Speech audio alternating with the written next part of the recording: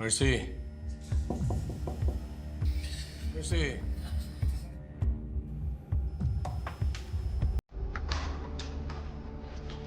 Dad.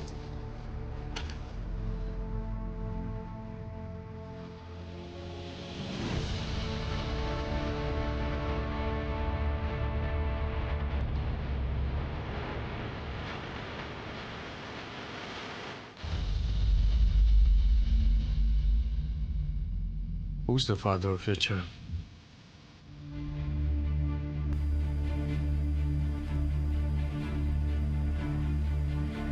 Si Miguel ba?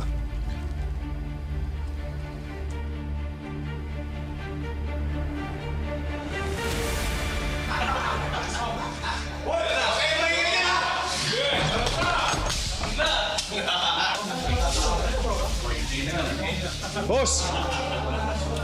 Boss! Diba? May bagong pasok. Hindi marunong magbigay galang yung kas. Turuan ng leksyon.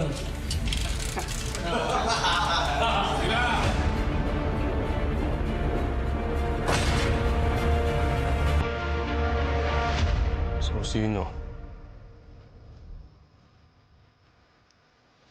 Well then, I don't see any problem with that. Bukas na bukas din, pupunta tayo dun sa kakilala kong doktor. Ipapa-abort natin yan. End of story. No! No! Dad, this baby is your grandchild. Hindi ka ba nakukonsensya, Dad? Sa sinasabi mo? I'm keeping the baby.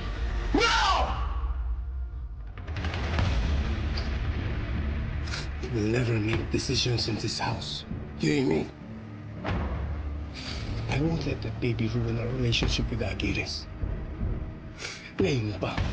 Nasulido na ang business partnership namin.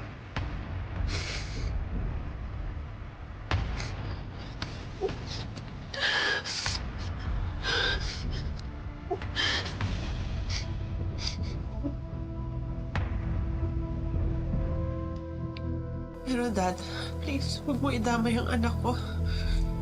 Ako na lang ang parusahan mo. Please spare my child. Listen. Pakasalan mo si Miguel. And I'll spare your child.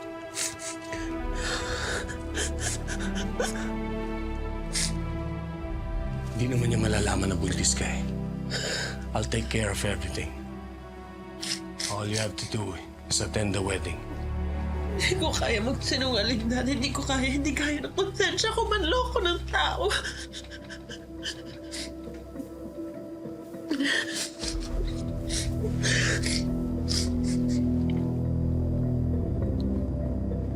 Look, hindi ka gagawa ng isang bagay para layuan ka ni Miguel. Ngayon, mamili ka. Kasal o ang buhay ng sanggol mo?